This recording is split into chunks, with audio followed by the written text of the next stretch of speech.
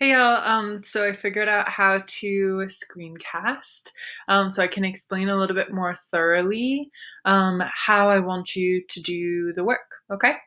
So in case you haven't been able to access yet the work on Google Classroom, if you need any more instruction on how to do that, you're first going to open up a Google Chrome browser. You're going to click up here.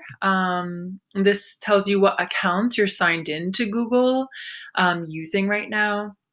I have a personal account. This, of course, is my school account. It's at BCPS. That's all of your teachers have that extension at the end of their email. Yours will just be at bcpss.org, and it's your student number. Okay, so make sure you're signed into the right account. That's very important. Otherwise, you won't be able to access Google Classroom. Then you're going to click this little matrix of like 9 circles to access your Google applications. Click Classroom. Okay, and of course, this is where your classwork has been since we've been in quarantine. Okay, so most of you, this is just review. So you're going to search for your classroom, which is English 2, my class for you. And your post will be posted here. As soon as I post this video, I will add it and you'll see it in your stream. Okay, that's basically where I give you responsibilities for each day or any information that you might need. Okay, so you're going to read through that. Your classwork, of course, will be posted here. We're currently in working towards formative task 2. So you'll see your classwork for each day is posted here, okay, and the due date right there. All right, so of course, none of what I'm going to be talking about in this video is posted just yet because I wanted to be able to attach the video I'm making right now to the work. So anyway, that being said, you will be able to, not here. You'll be able to pull up your classwork for today, May 12th, okay? And it will look just like this. Of course, you may be using your phone, so it might look a little bit different on whatever setup you have, okay? And then I also have Between the Worlds and Me open as well, okay? Today we're gonna be reading pages 39 through 45 together, and we're basically thinking about what Moore Coates is adding to his point about the ways that Black bodies are particularly vulnerable in America. Okay. Today in particular, he's now talking about his time at an HCBU, which we studied last week. HCBUs, remember, are in your word bank on your classwork for today, defines it. HCBUs are historically, I'm doing that wrong. HB CUs stands for historically Black colleges or universities. Okay, so these are institutions of higher education that were created by and for Black people specifically during a time when white colleges were segregated, when they were not open to applicants, to students of color. Okay. And so he's going to be discussing his time at Howard University, which is an HBCU, oops. And so we're basically going to be thinking about what is he saying about his time in that kind of environment, educational environment, and how does that compare with how he described his time in public schools and the ways that that was had a particular kind of discipline and violence and conformity imposed on his body, on Black bodies. Okay, all right. So go ahead and pull up your PDF of Between the Worlds and Me. You're going to be scrolling to page 39, and we'll read together. Okay, we're going to start right here, halfway down the page. All right. So my only Mecca was, is, and shall always be Howard University. So Mecca is a specific place, and it's especially important within the Muslim religion. It's a city, a holy city within Saudi Arabia, I believe, that all Muslims have to take a religious pilgrimage or like a special journey to at least once in their life. So it's a very special gathering place for the followers of Islam. So you have to think to yourself, is he literally talking about Mecca, the place, the city, or is he comparing Howard University to a Mecca of sorts? Okay. All right, so here we go. There's a YouTube video that I also posted in your post for Google Classroom for today that helps you to get a little bit more background and context for what a Mecca is and why it's so significant that he's calling his HBCU, his college, a Mecca. All right. So here we go. I've tried to explain this to you many times. You say that you hear me, that you understand, but I am not so sure that the force of my Mecca, the Mecca, can be translated into your new and eclectic tongue. Remember, he's talking to his son here. I am not even sure that it should be. My work is to give you what I know of my own particular path while allowing you to walk your own. You can no more be black like I am black than I could be black like your grandfather was. And still, I maintain that even for a cosmopolitan boy like you, there is something to be found there, a base, even in these modern times, a port in the American storm. Surely, I am biased by nostalgia and tradition.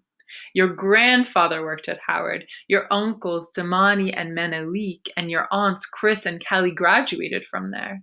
I met your mother there, your uncle Ben, your aunt Camila, and Aunt Chana. All right, so we're at the top of page 40 now. I was admitted to Howard University, but formed and shaped by the Mecca. These institutions are related, but are not the same. Howard University is an institution of higher education concerned with the LSAT, a very difficult test specifically for people entering law school, the LSAT. It's like the SAT, but it's for law, for lawyers, LSAT. Magna cum laude and Phi Beta Kappa. The Mecca is a machine crafted to capture and concentrate the dark energy of all African peoples and inject it directly into the student body. The Mecca derives its power from the heritage of Howard University, which in Jim Crow days enjoyed a near monopoly on Black talent. So this is what I was talking about earlier. Jim Crow, the Jim Crow era was after the Emancipation Proclamation. So after people who were enslaved, Black people who were enslaved, were officially released, but before the Civil Rights Movement. So it was the Jim Crow laws required public spaces to be segregated. So it was before the Civil Rights Movement pushed back on that and won integration. Okay. So during those Jim Crow days, this was the only kind of place that talented Black young people could go to, all right, for college. And whereas most other historically Black schools were scattered like forts in the great wilderness of the old Confederacy, Howard was in Washington, D.C., about an hour from Baltimore, Chocolate City, and thus in proximity to both federal power and Black power. The result was an alumni and professorate that spanned genre and generations.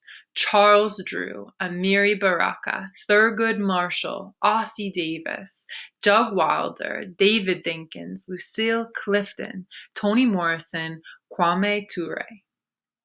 The history, the location, the alumni, remember alumni are people who graduated from a place, combined to create the Mecca, the crossroads of the Black diaspora. So a diaspora is when people who originate in one place are scattered throughout the world, okay? Scattered to all of these disparate and far off spaces, okay? Places, corners of the world.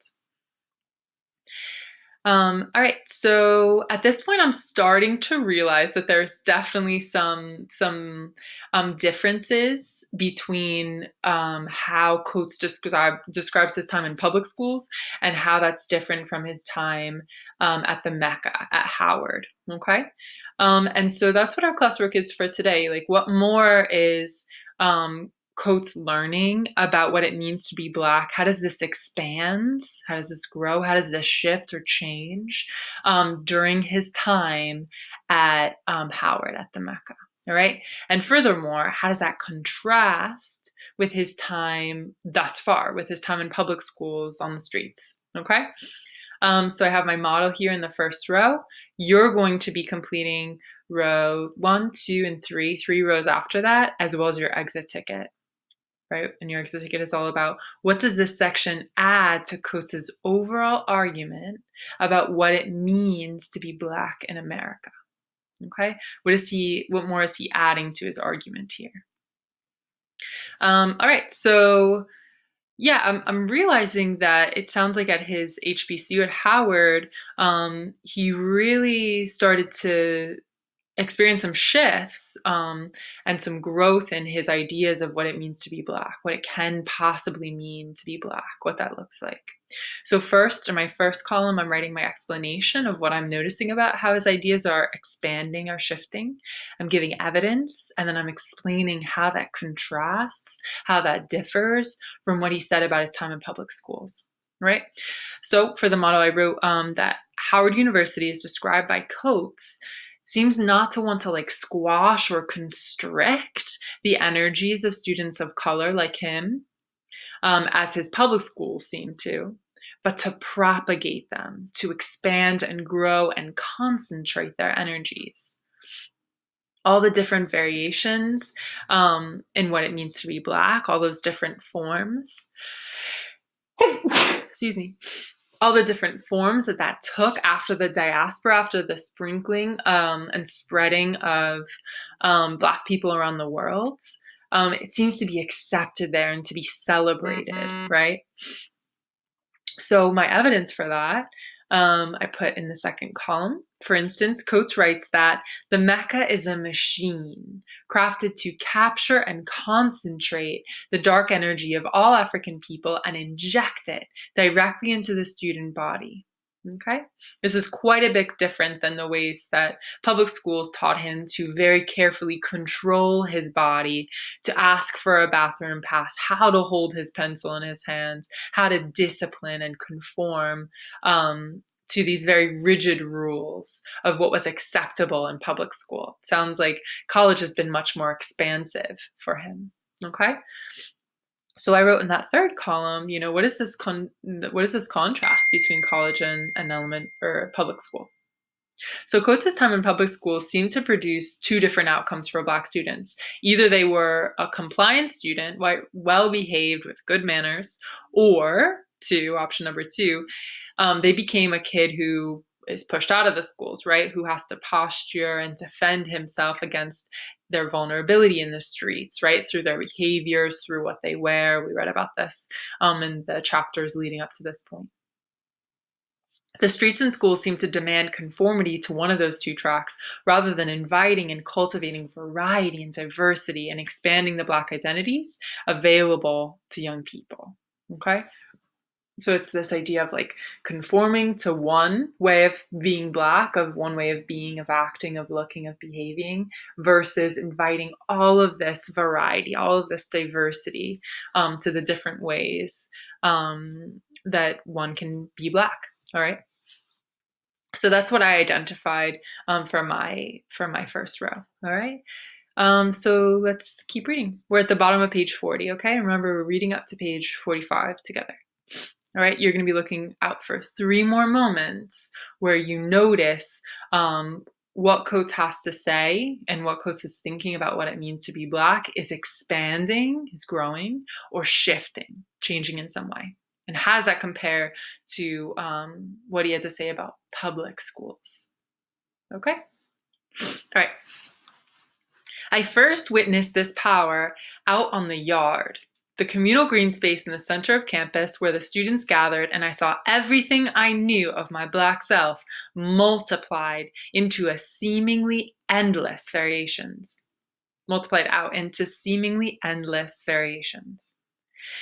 There were scions of Nigerian aristocrats in their business suits, giving dap to bald-headed Qs and purple windbreakers and tan Tims. All right. So aristocrats are like the nobility or the leaders of a country, and of this case in Nigeria. So the princes, the princesses, and all the people who are related to those people in power, that nobility in Nigeria. All right. Um, Top page 41. There were the high yellow progeny of AME preachers debating the clerics of Osir Set. There were California girls. I don't know what Osir Set is, but I assume that clerics I know are like religious leaders. So it sounds like maybe that's a church of sorts. I assume a black church or a black like religious um, tradition. Okay. There were California girls turned Muslim, born anew in hijab, the scarf that covers your whole body and most of your face a lot of times, in hijab and long skirt. There were Ponzi schemers and Christian cultists, tabernacle fanatics and mathematical geniuses. It was like listening to 100 different renditions of Redemption Song, Bob Marley song, each in a different color and key. And overlaying all of this was the history of Howard itself. I knew that I was literally walking in the footsteps of all the Toni Morrisons and Zora Neale Hurstons, of all the Sterling Browns and Kenneth Clarks who'd come before. The Mecca, the vastness of Black people. Someone's calling me. Okay. Here we go. 41, middle of the page. The Mecca, the vastness of Black people across space-time, could be experienced in a 20-minute walk across campus. I saw this vastness in the students chopping it up in front of the Frederick Douglass Memorial Hall, where Muhammad Ali had addressed their fathers and mothers in defiance of the Vietnam War. I saw its epic sweep in the students next to the Ira Aldridge Theater, where Johnny Hathaway had once sung, where Donald Byrd had once assembled his flock. The students came out with their saxophones, trumpets, and drums, played My Favorite Things, or Someday My Prince Will Come. Some of the other students were out on the grass in front of Elaine Locke Hall in pink and green, chanting, singing, stomping, clapping, stepping. Some of them came up from the Tubman Quadrangle with their roommates and wrote for Double Dutch. Some of them came down from Drew Hall with their caps cocked and their backpacks slung through one arm. Top of 42. Then fell into gorgeous ciphers of beatbox and rhyme. Some of the girls sat by the flagpole with Bell Hooks and Sonia Sanchez in their straw totes. Those are two authors. Some of the boys with their new Yoruba names beseech these girls by citing Franz Fanon. Some of them studied Russian. Some of them worked in bone labs. They were Panamanian. They were Bajan. Some of them were from places I had never heard of, but all of them were hot and incredible, exotic even, though we hailed from the same tribe. All right, so he's going into all kinds of descriptions, right, about all of the people that he saw there on campus, right, where they came from, what their style was, what they represented, what their interests were, what was so important to them, what they represented, just all of these things that he's seeing all gathered in this one place, right, all across the campus. So you got to ask yourself, okay, so how are his thoughts and his ideas about what it means to be Black changing here? How are they growing? How are they expanding? How are they shifting?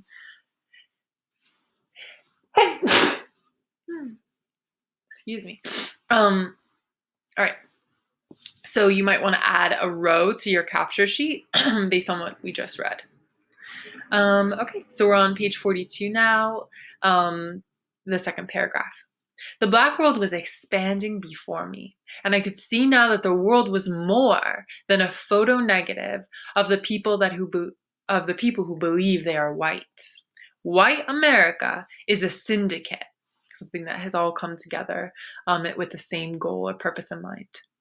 Arrayed to protect its exclusive power to dominate and control our bodies. Sometimes this power is direct, like lynching. And sometimes it is insidious. Insidious is like secret and hard to identify or see until you see it's negative outcomes. Okay.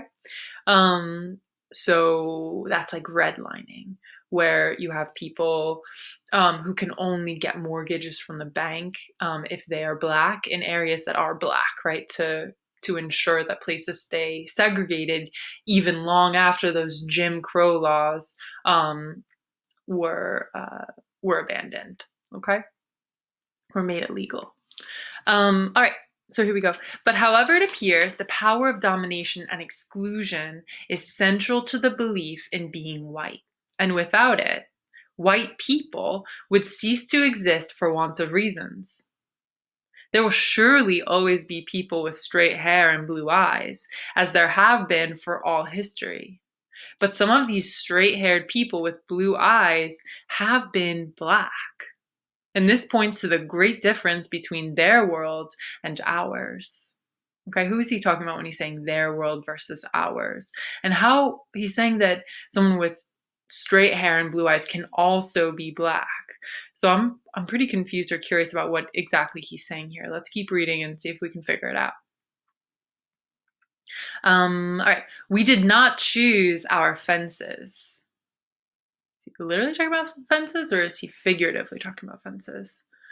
They were imposed on us by Virginia planters. Those are like slave owners, people on plantations, the owners of plantations. So they were imposed on us, those fences, I guess, by Virginia planters obsessed with enslaving as many Americans as possible. They're the ones who came up with a one-drop rule that separated the white from the Black, even if it meant that their own blue-eyed sons would live under the lash.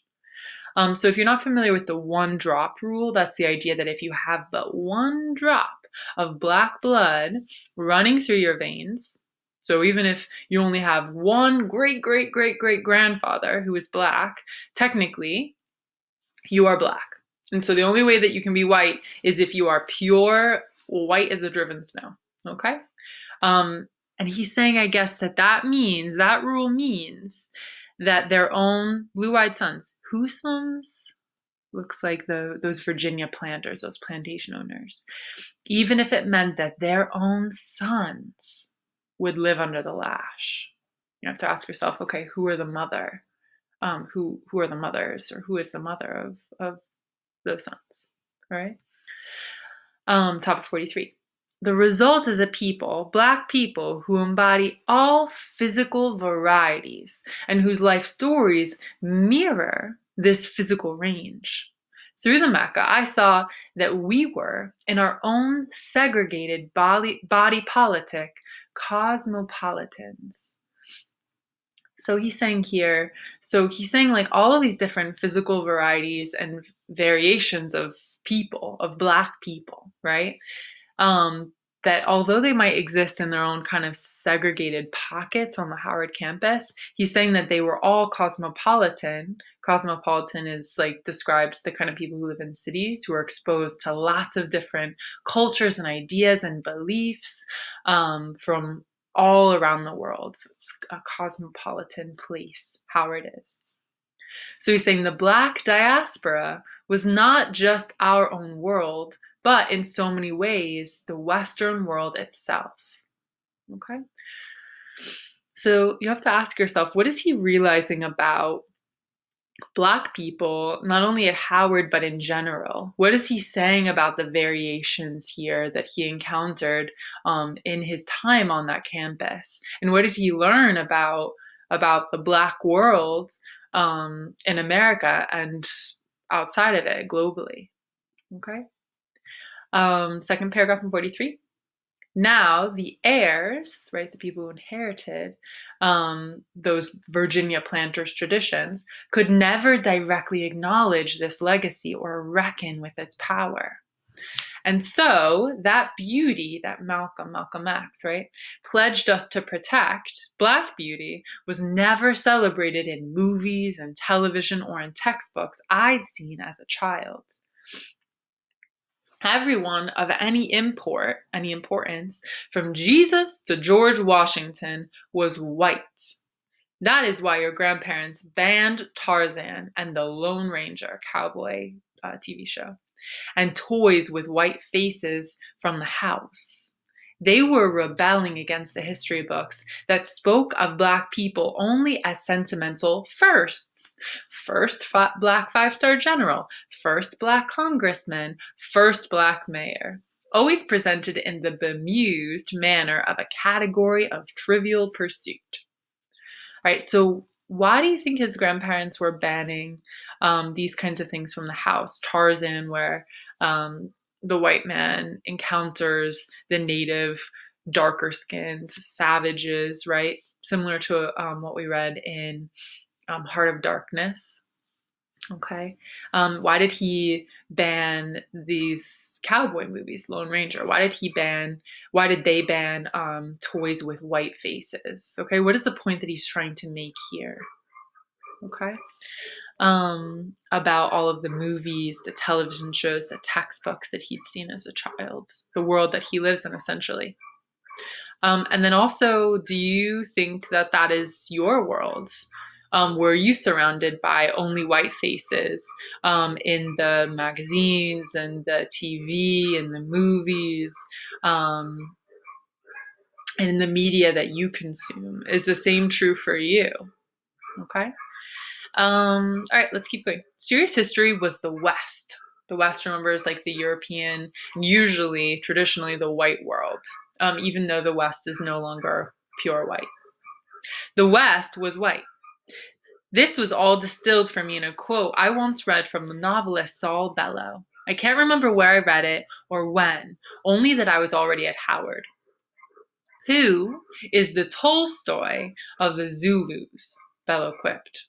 Tolstoy was white, and so Tolstoy mattered, like everything that was white mattered. Tolstoy is a Russian author. And this view of things was connected to the fear that passed through the generations, to the sense of dispossession. We were Black, beyond the visible spectrum, beyond civilization. Our history was inferior, was less than, right? Top 44, because we were inferior, which is to say, our bodies were inferior. And our inferior bodies could not possibly be accorded the same respect as those that built the West. Would it not be better then if our bodies were civilized, improved, and put to some legitimate Christian use? So you have to ask yourself if this is what he believes. Does he believe that that their history, that their bodies, that they are inferior, or is he animating and explaining his criticism of what he believes that America believes, that the West believes? Okay, what is he saying here exactly? Contrary to this theory, second paragraph 144, contrary to this theory, I had Malcolm. I had my mother and father. I had my readings of every issue of The Source and Vibe. I read them not merely because I loved Black music, I did, but because of the writing itself. Writers Greg Tate, Chairman Mao, Dream Hampton, barely older than me, were out there creating a new language, one that I intuitively understood, to analyze our art, our world. This was, in and of itself, an argument for the weight and beauty of our culture and thus of our bodies. And now, each day, out in the yard, I felt this weight and saw this beauty, not just as a matter of theory, but also as demonstrable fact. And I wanted desperately to communicate this evidence to the world because I felt, even if I did not completely know, that the larger culture's erasure, right, to erase something, of Black beauty was intimately connected to the destruction of Black bodies, right? That seems important. I'm going to reread that. And I wanted desperately to communicate this fact to the world because I felt, even if I did not completely know, that the larger culture's erasure of Black beauty was intimately connected to the destruction of Black bodies. All right. So he seems to see two things, right, as being connected, right? that first of all, larger culture is erasing Black beauty, and that is connected to the destruction of Black bodies that he's talked about thus far. Okay. Think to yourself, how are those things related? How do you think he's saying those things are connected? Do you see those two things as connected yourself? Okay. Do you feel like Black beauty is regularly erased, scrubbed right clean from the memory of the history of our country, of our world? Okay. Let's keep going. We have just about, this is our last paragraph actually. What was required was a new story, a new history told through the lens of our struggle. I had always known this. I had heard the need for a new history, and Malcolm X again, had seen the need addressed in my father's books. It was in the promise behind their grand titles, children of the sun, wonderful Ethiopians of the ancient Kushite Empire, the African origin of civilization. Here was not just our history, but the history of the world, weaponized to our noble ends. Here was the primordial stuff of our own dream. All right, so thus far, the dream that he's discussed has been a white dream. Now he's talking about our own dream. And so I assume a Black dream. So what is this dream going to be all about? So the dream of a Black race, of our own Tolstoys who lived deep in the African past, where we authored operas, pioneered secret algebra, erected ornate walls, pyramids, colossi, bridges, roads, and all the inventions that I then thought must qualify one's lineage, one's line or ancestors, for the ranks of civilization. They had their champions, and somewhere we must have ours. By then, I'd read Chancellor Williams, J.A. Rogers, and John Jackson, writers central to the canon of our new noble history. From them, I knew that Mansa Musa of Mali, an African country, was Black, and Shabaka of Egypt was Black, and Asantewa of Ashanti was Black.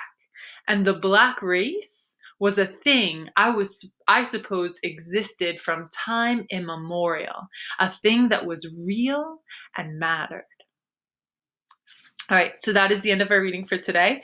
Remember, you're going to be coming back to your capture sheet, okay? Looking for 3 moments where you see what Coates is thinking about what it means to be Black in America is expanding, is growing, is shifting in some way.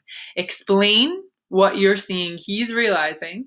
Give me a quote that backs that up, and then compare that to what all of this says about compare this to how his time at Howard is different to his time thus far on the streets and in public school. Okay? All right, good luck with your work, and let me know if you have any questions. Great job.